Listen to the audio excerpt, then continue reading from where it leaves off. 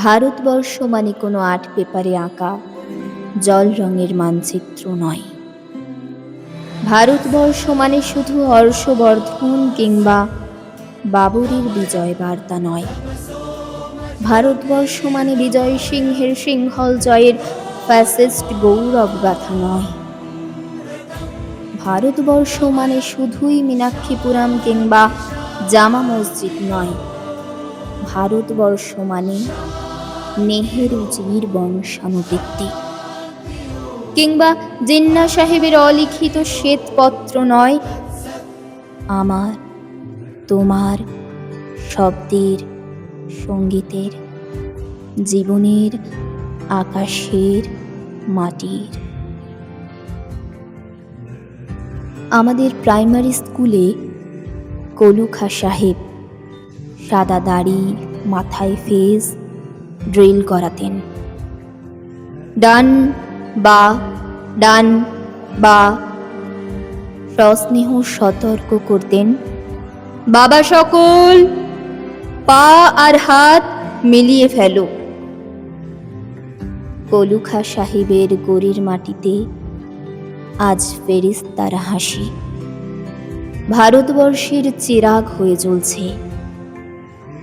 বদ্রু মিয়ার হাতের কর্ণিকে শিব মন্দিরের গায়ে কত ফুল কাটা, আর তার জোগাড়ে মশলা মাখছে ঈশান বাউরি। নিয়ামত শেখ আর গোকুল মাহাতো এক পাটাতনে ধান ঝাড়ে। সোনালি গোবিন্দ ভোগে খামারে ঠিকরে পড়ে সোনালি আলো। পদন মাঝি দাঁড় টানত যুবতী গঙ্গায়, বৈঠা ধরত হোসেনুর মাঝি। সামনে চলো মাঝি, জামুতে কাঁচা খাকির গাং, চোরাবালির চর আর ঘূর্ণিজলার ঘাট। আমার ভারতবর্ষে কোনো গেরুয়া রাজনীতিবিদ কিংবা ইমামের নির্দেশিকা নেই। এখানে কোনো সংহিতা হাদিস ছাড়াই কোজাগরী চাঁদের অকৃপণ আলো এসে পড়ে ঈদগাহের উপর, আর রমজানি চাঁদ তুলসী মঞ্চের গায়ে পূর্ণ আলো দেয়। আমার ভারতবর্ষ মানে রবি ঠাকুরের মধ্যে নজরুল, রবিশঙ্কর আর আলী আকবরের যুগলবন্দি। আমার ভারতবর্ষ মানে লালন ফকিরের গান।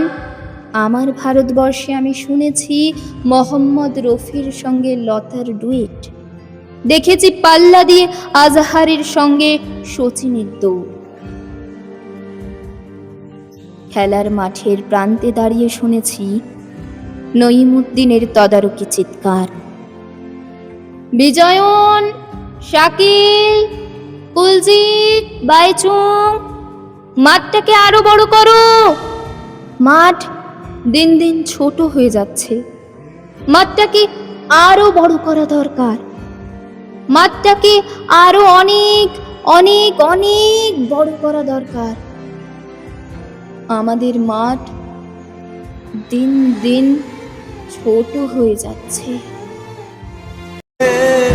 আয় রে তারা হে থানা